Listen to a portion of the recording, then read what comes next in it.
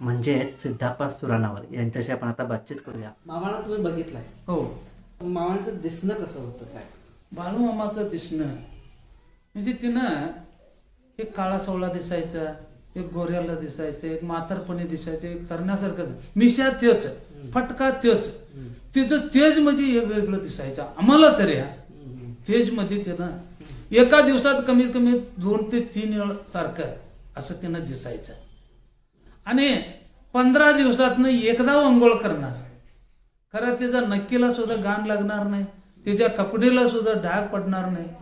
आणि कवा पहिला जरा चिलीम ओढत होता, मग ते शर्ट काढायचा, तंबूमोर बसणार, चिलीम ओढत बसणार, पटका खाली ठेवणार, हाय तसा पटका सारखं सारखं गुणणार नाही. सकाळी पटका गुंडला, संध्याकाळीच गुणणार. काहीतरी एकानं आडवं पडला तर पटका एकानं इसकाडलं तर बांधणार नाही, हाय तसं काढायचं, नाही तसंच घालायचं, हाय तसंच घालायचं. आणि 15 दिवसातनं अंघोळ, आणि कपड्याला कवा डाग नाही.